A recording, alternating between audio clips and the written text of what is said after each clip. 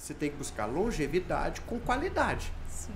Agora, para você obter longevidade com qualidade, você tem que começar desde novo a vigiar. Vigiar. Né? Aquilo que você mantém desde novo, está sempre seminovo. Então você fica um velho seminovo. A melhor maneira de ser um velho seminovo é você começar a se cuidar desde novo. Né?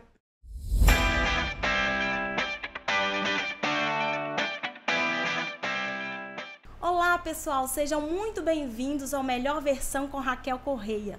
E hoje nós temos um convidado muito especial que vai nos trazer muita informação importante e eu acho que vocês vão gostar muito de ouvi-lo porque ele conhece, vai falar com propriedade sobre esse assunto que é de extrema necessidade, principalmente para nós mulheres.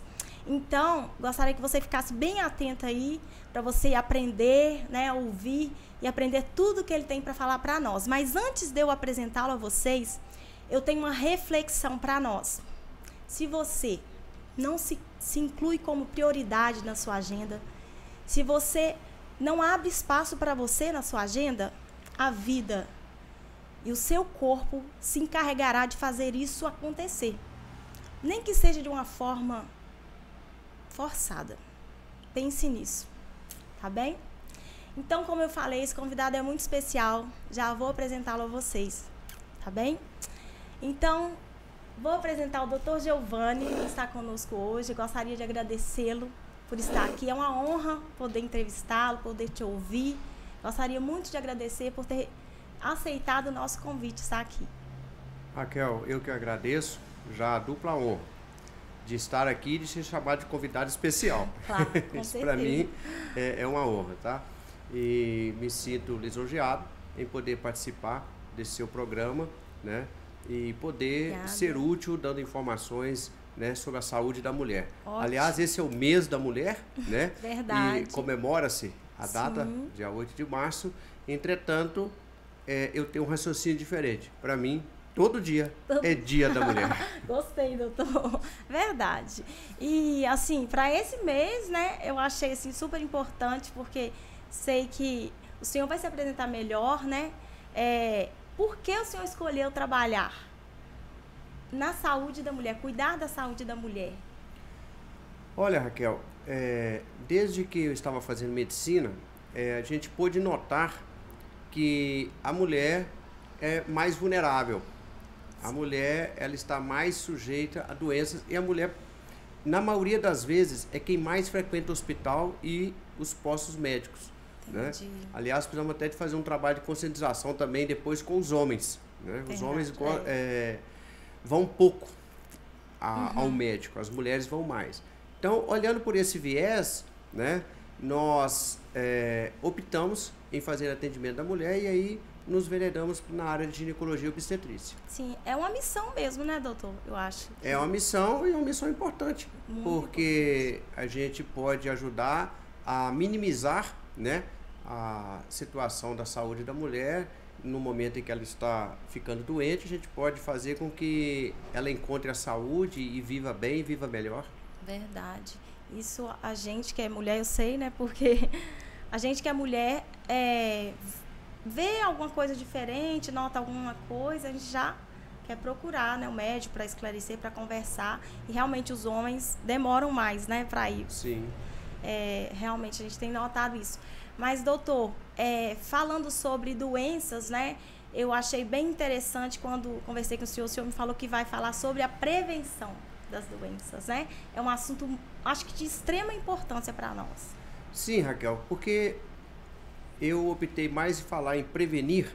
Sim. Porque, olha só, as mulheres, o que mais, por exemplo, o Instituto Nacional do Câncer nos mostra que os 3 cânceres que mais matam a mulher, o câncer de mama, o câncer de cólon e reto e o câncer de colo uterino.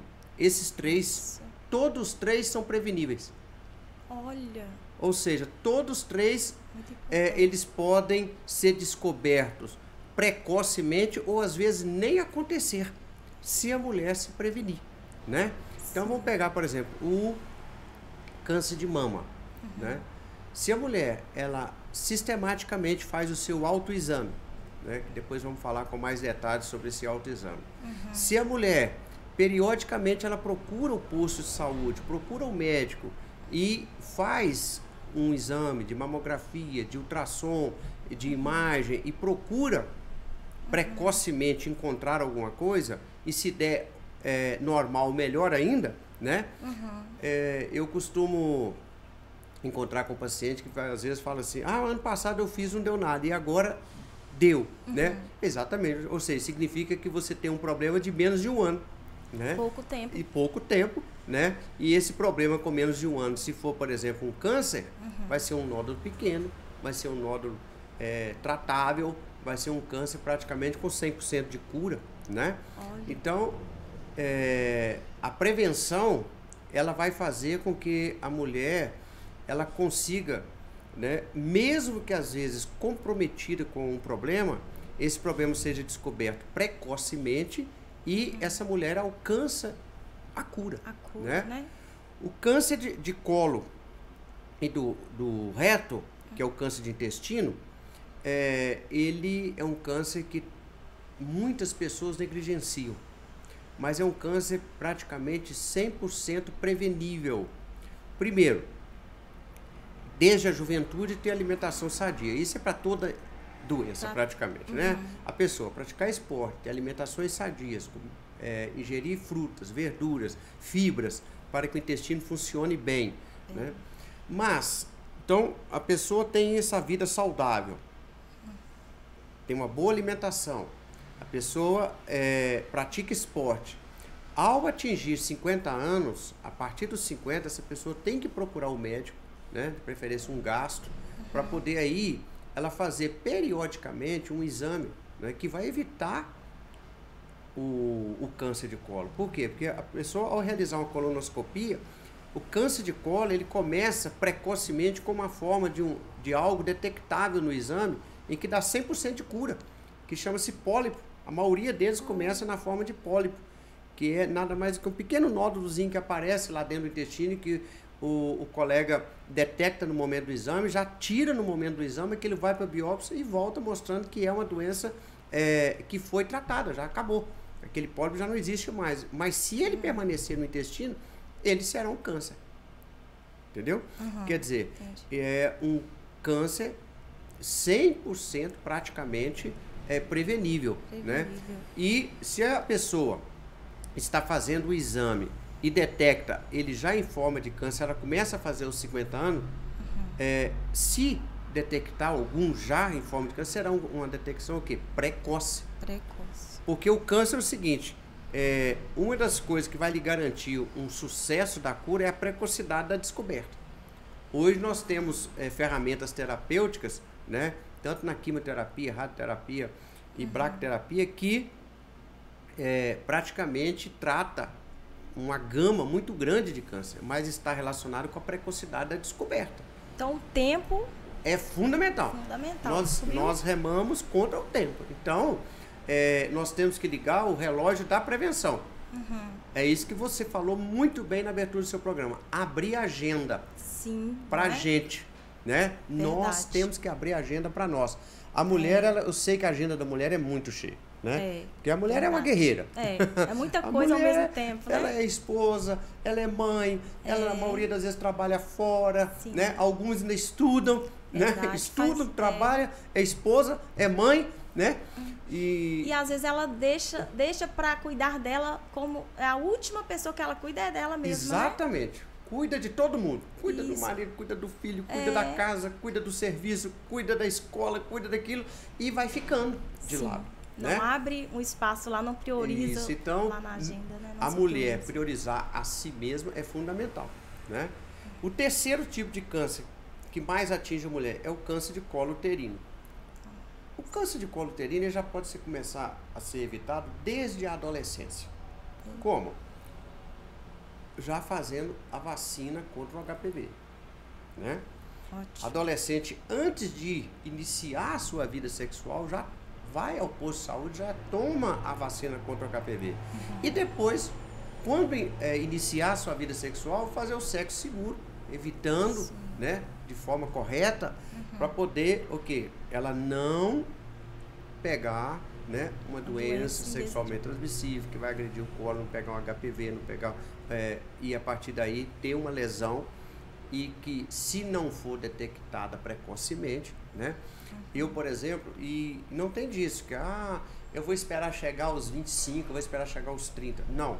Começou a vida sexual, 1 ano depois, 2 anos, no máximo, já comece a fazer o seu preventivo. Por quê? Olha só, há pouco tempo, 3 anos, eu atendi uma paciente com 22 anos de idade. Casou, com 18 anos, ótimo, né? Idade boa, casou.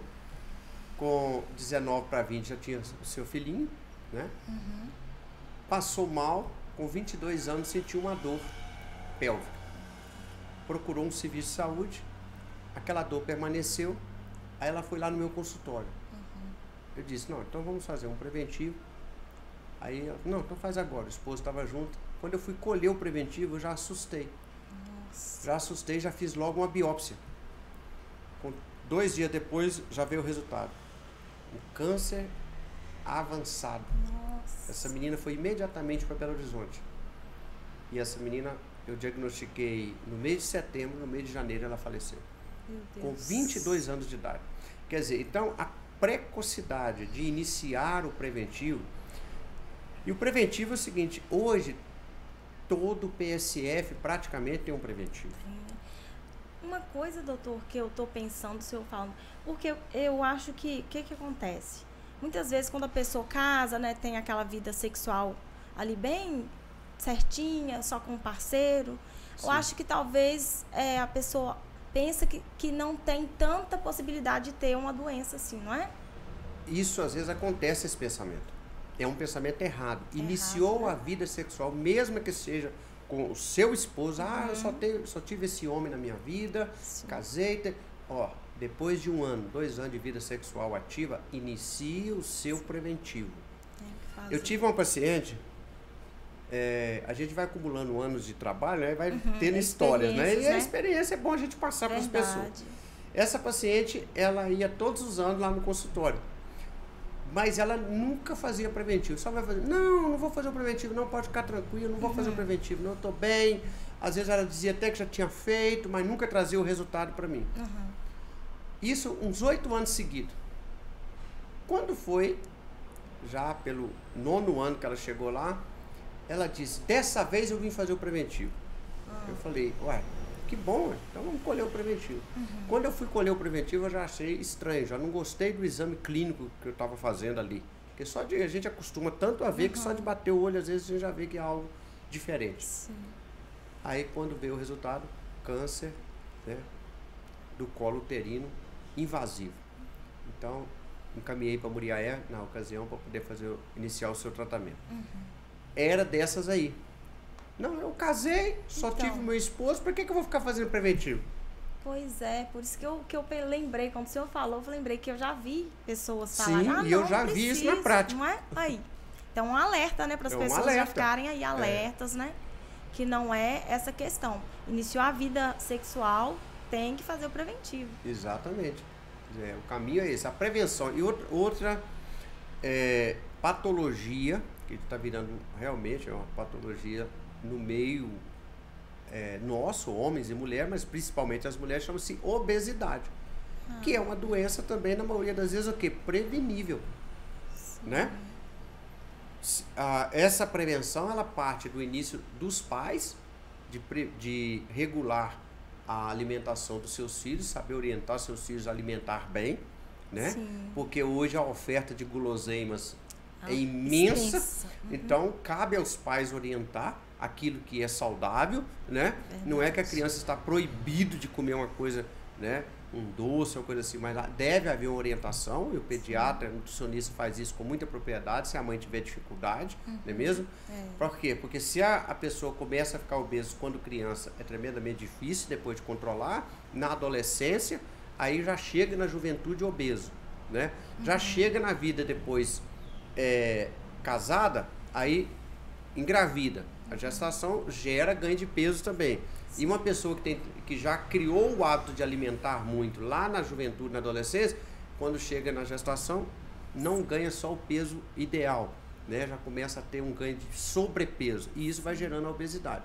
Obesidade é igual a patologias, né?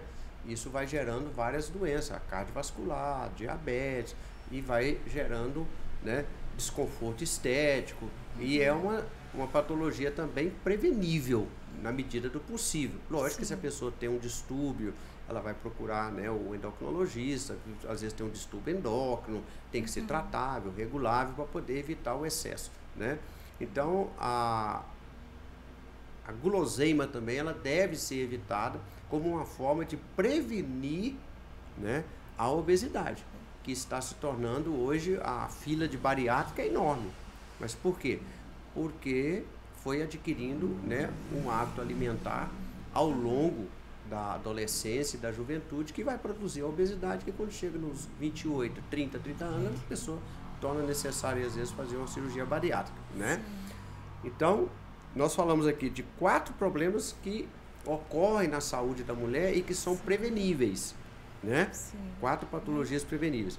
Outra patologia que acontece muito na vida da mulher, principalmente acima dos 25 anos, depois acima dos 30, são os problemas psiquiátricos.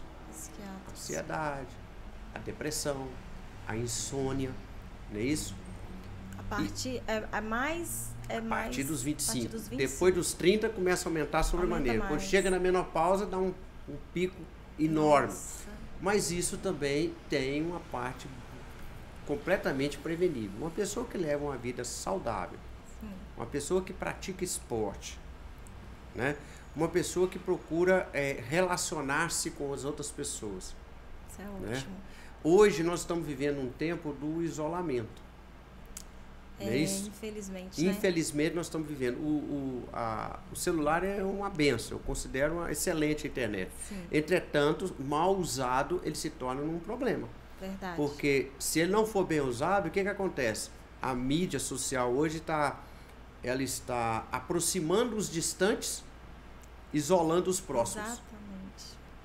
Então, a mãe não se relaciona com o filho, porque o filho está no celular e a mãe também está no celular. A mãe tem os seus interesses no celular, o filho os seus interesses. O pai os seus interesses, aí os 3 ficam na sala, cada um num celular, ninguém se fala, dali levanta, cada um vai para um quarto para continuar no celular. Tá acontecendo demais hoje, né? Não é isso? Acho que depois da pandemia parece que... Aumentou mais ainda. Ou seja, a família tem que se policiar nisso. Verdade. Tá certo? Por quê? Porque isso vai produzir pessoas solitárias, pessoas que não vão, né? Porque nada substitui o relacionamento pessoal. Olho no olho, o olho né? no olho, Verdade. tete a tete. Nada substitui um bom abraço, um bom sorriso, um bom aperto de mão. Como foi seu dia? Como foi seu dia? O bate-papo. Nada substitui isso. Né? Isso é bom demais. Isso edifica a vida nossa. Sim. Não é mesmo? Então esse relacionamento tem que ser cultivado. Então, uma pessoa que cultiva esses relacionamentos, que cultiva o esporte, que cultiva o lazer, não é só o esporte, porque o esporte às vezes costuma ser até uma agenda, né? Aquele que pratica direitinho. Então, fora da agenda esportiva, o lazer, sair mesmo com a família, sentar num banco de jardim, sentar num local, tomar um sorvete, que se bem tomado isso não é problema, né? Agora, se partir para guloseima, aí já passa a ser problema. Tudo tem que ter um equilíbrio, né? Tudo tem que ter equilíbrio. A vida com equilíbrio gera uma vida saudável. Verdade. O problema é que nós, seres humanos, muitas vezes, nos desequilibramos. No sentido... Tem gente que é excelente para trabalhar. Aí trabalha demais. Trabalho é ótimo. Mas... Trabalho é ótimo, mas tem que ser com equilíbrio. Né? A pessoa tem que ter a agenda do descanso, tem que ter a agenda do lazer. Né? Eu já conversei com pessoas que falam assim, não, tem 20 anos que eu estou trabalhando e não tirei férias. Nossa. O organismo vai cobrar isso aí. Vai cobrar. Quando menos esperar, vai dar uma freada nessa agenda de 20 anos de serviço. Aí a pessoa costuma o quê? Cair numa patologia, numa doença, que depois é de hospital em hospital, de médico em médico, porque ficou 20, 30 anos sem férias, só trabalhando. Né? Então, a vida equilibrada, a vida de relacionamento humano, relacionamento social, a vida de prática de esporte, de boa alimentação, ela já é um conjunto de medidas que previne muita doença. Nossa. A vida de ingestão de líquidos, de água, né? As pessoas esquecem de beber água, esquecem de tomar líquido. Então, esse conjunto de coisas simples do dia a dia, né, vão nos ajudar a ter uma vida saudável, né? Eu atendo mulheres também muito saudáveis. Eu tenho umas que impactuam a gente, que chega com 80 anos com excelente qualidade de vida. Exemplo, né? Né, pra gente. Eu tenho uma paciente, por exemplo, há pouco tempo que eu atendi. Gente, essa paciente maravilhosa, chegando de Londres. Gente, entendeu? olha. Ah, não, porque todo mundo eu vou a Londres, é minha Animada. filha e tal. Pessoa, Pois uma é. vida saudável. Mas o quê? É uma pessoa de bem com a vida, uma pessoa animada, uma pessoa alegre, uma pessoa que convive, uma pessoa que alimenta bem, uma pessoa que se policia, uma pessoa que vigia a sua saúde, não é mesmo? Então, Cuida dela, né? cuida dela. E Né? se a gente não cuidar da gente, né, doutor? Quem vai cuidar? A gente que tem que É verdade. se Então, preocupar com isso, né? quer longevidade? Você tem que buscar longevidade com qualidade. Sim. Agora, para você obter longevidade com qualidade, você tem que começar desde novo a vigiar, Vigiar. né? Aquilo que você mantém desde novo está sempre seminovo. Então você fica um velho seminovo.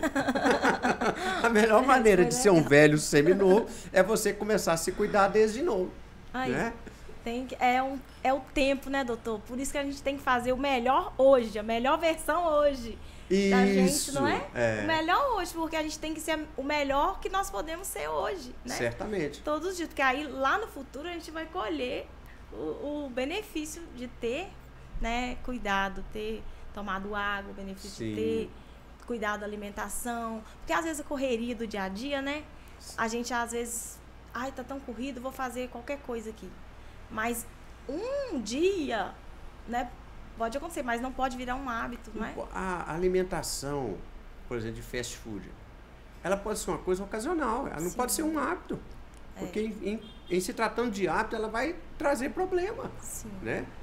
Então, um churrasco, ótimo, maravilhoso, eu amo churrasco, mas não pode ser uma alimentação de todos os dias. Não pode. Né? Porque o churrasco, você senta ali na beira da churrasqueira e vai, come carne, come carne, come carne, come carne, e não tem verdura, não tem fibras, não tem nada disso, você está ali só na carne o tempo todo, né?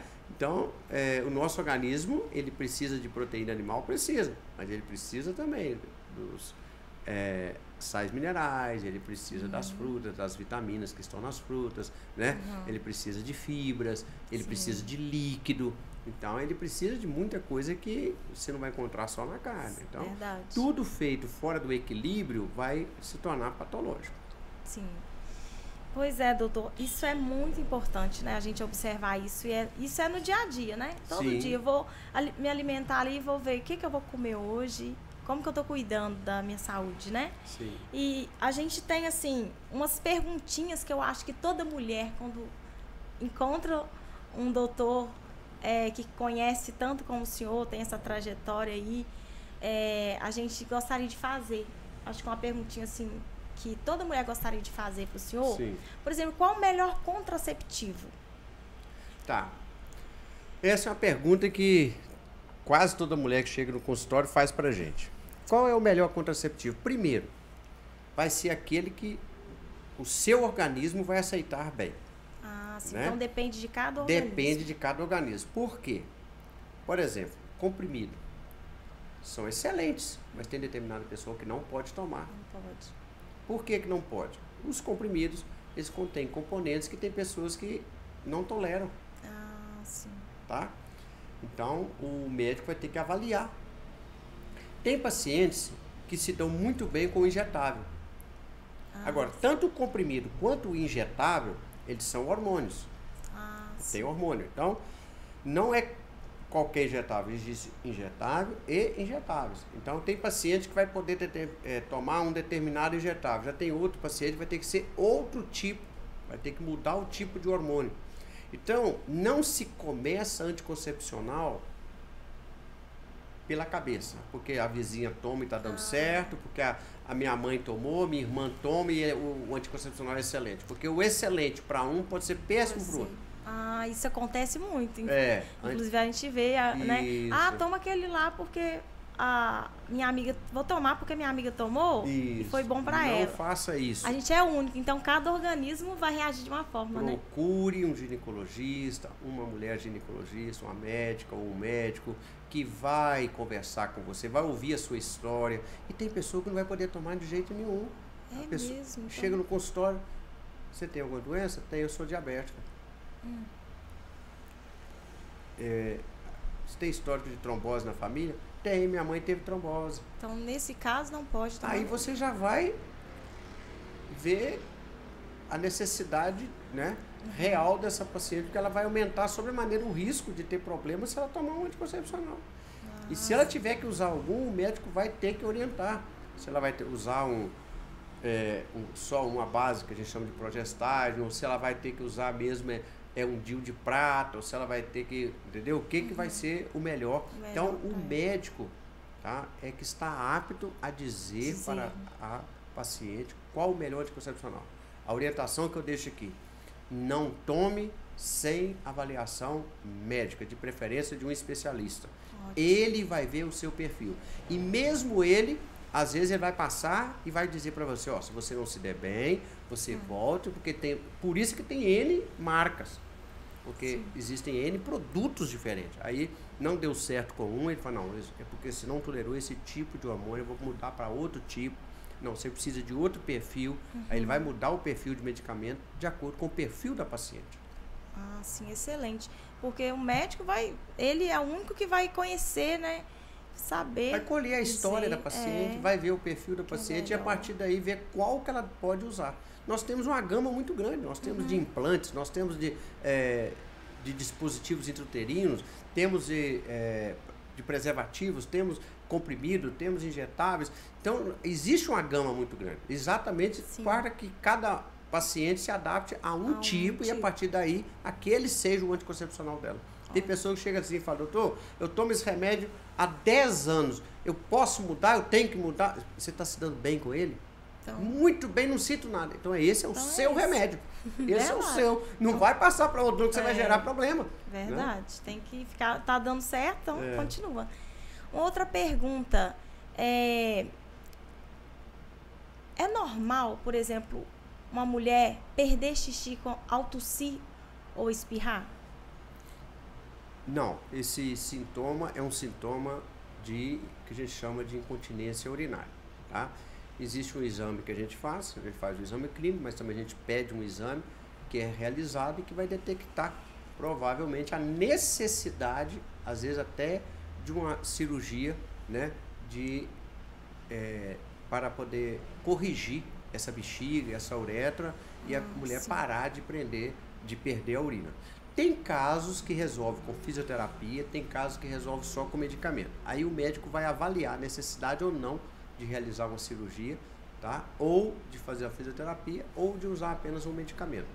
Também, aí o médico é que vai avaliar a necessidade. Né? Isso é um caso muitas vezes, de bexiga hiperativa, ou se tem uma queda na bexiga, se tem um problema na uretra. Então, perder urina não é normal. Não é normal. Tá? Então, é relativamente comum, mas é um comum patológico. Quer dizer, um comum em que a mulher tem que buscar, né, o atendimento médico, e o ginecologista vai saber o que fazer e qual orientação vai ser melhor para ela. Se vai ser uma cirurgia, se vai ser um medicamento, se vai ser uma fisioterapia. Sim, ótimo. Então, se aconteceu isso, não é normal. Não é normal. Tem que procurar o médico. Procure. Ajuda, né? No caso do exame, do autoexame na mama, qual a maneira correta de fazer esse autoexame? Olha, a melhor maneira é na hora do banho. Essa é a melhor maneira. Por quê? Porque deixando cair a água, e principalmente a mulher passando aqui um pouquinho de sabonete na mão e começar a massagear a mama com as pontas dos dedos aqui, ele vai aumentar ali a sensibilidade e a adesão, o tato vai melhorar. Fica bem mais fácil de examinar. Sentir, né? A maioria das pacientes que realizam o autoexame, ela detecta nódulo, às vezes, de menos de 1 centímetro.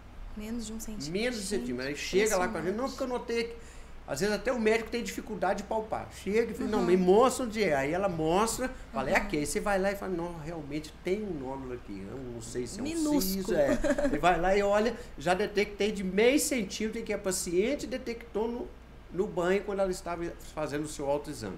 Tá? Nossa. E isso vai fazer o quê? Com que você detecte precocemente se for uma doença maligna. Né? Que se você pegar um nódulo com menos de 1 centímetro na mama, a chance de 100% de cura é muito grande, Ótimo. E tem um tempo melhor para fazer esse, por exemplo, depois da menstruação ou antes? Depois que passar o período menstrual é melhor. Porque nesse período pré-menstrual a tendência é haver uma certa retenção de líquido na mama e ela fica, às vezes, mais sensível, mais inchada. Sim. E dificulta o autoexame, o tato com relação ao nódulo. Sim. Depois que passa a menstruação, há uma mudança hormonal e o que acontece? Aquela mama, então, ela diminui, né?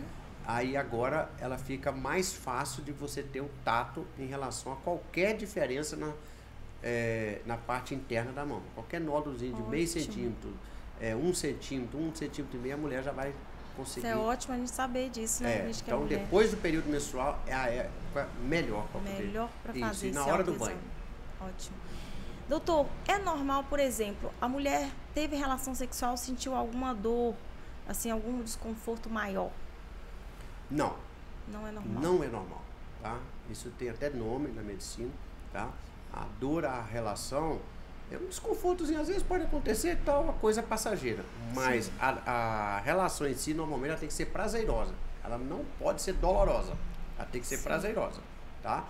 Então, a mulher na fase da menstruação, né?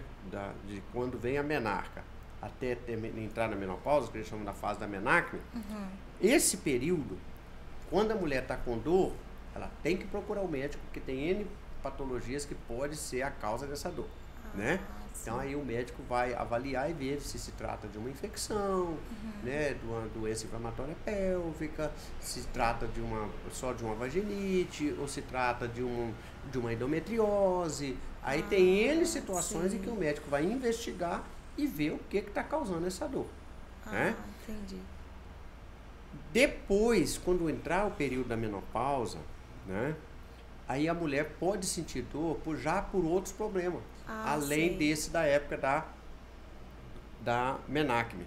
Porque ela pode também ter uma situação de ressecamento vaginal, que também tem correção, também tem tratamento. Né? Então, a mulher, ela pode manter relação sexual sem nenhuma dor, sem nenhum problema, até os 80 anos, entendeu? Sem nenhum problema, entendeu? Já tem paciente de 80 anos que tem sua vida sexual ativa, mas ela zela, né? Então tá sempre no médico, cuida, então ela usa corretamente, né, o que o médico indica e ela mantém a sua vida sexual ativa sem problema. Uma coisa importante é colocar em prática também, né, doutor? Porque a gente aprende, eu mesma como mulher, a gente ouve o que o senhor fala, por exemplo, que o doutor fala, a gente tem que colocar em prática, né, no nosso dia a dia. Sim. Aprender e fazer realmente o que ele fazer, ensinou, né? Porque muitas vezes a pessoa vai ao médico também, recebe uma orientação e recebe uma receita. Sim. Chega em casa, bota a receita na gaveta, esquece da orientação e continua sentindo a mesma coisa.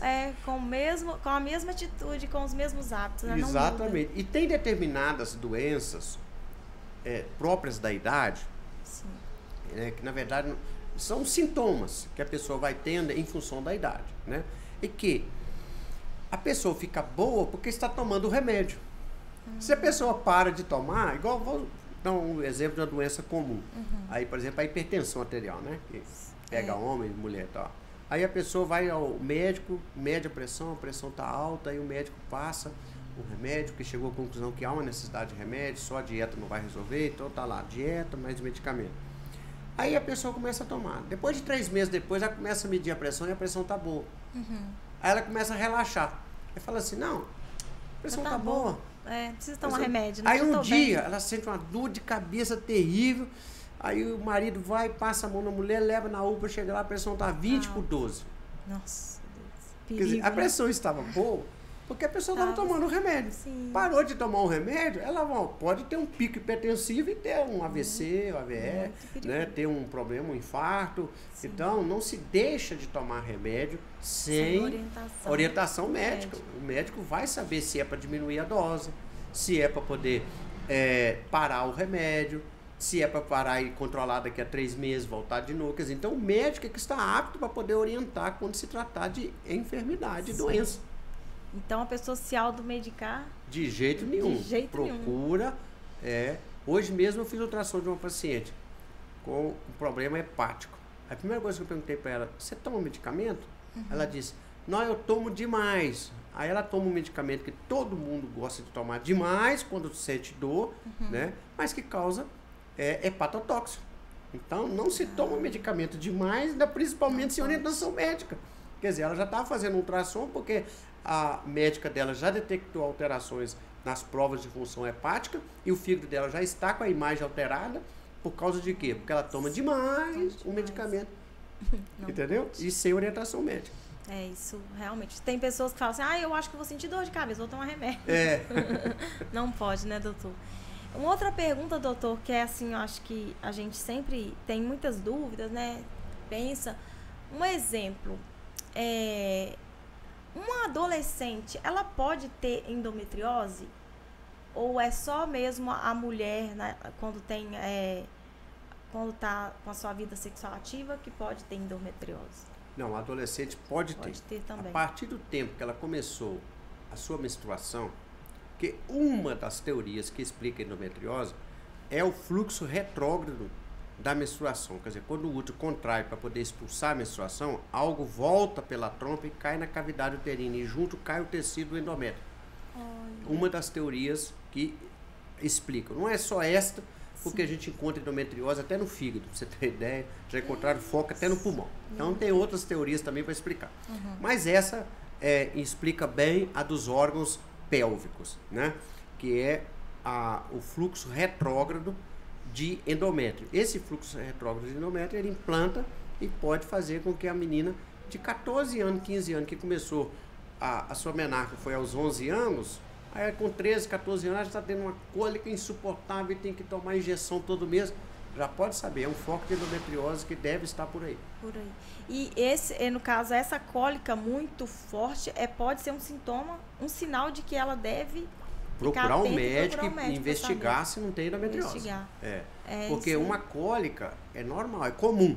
Normal é não sentir nada, né? Mas uma cólicazinha é comum. Mas uma cólica em que a mulher, todos os meses, igual eu já atendi vários adolescentes nessa situação, em que a mãe chega e fala, doutor, não aguento mais, eu levo essa menina todo mês para a UPA para poder tomar injetável, porque a menstruação dela é uma doença.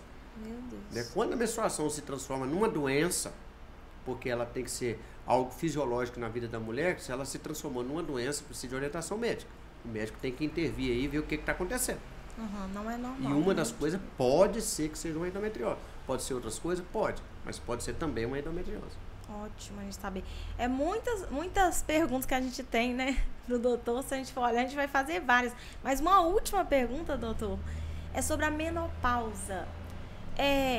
A gente ouve muita coisa, né? Então eu tô com o senhor aqui na minha frente, vou aproveitar essa oportunidade para perguntar.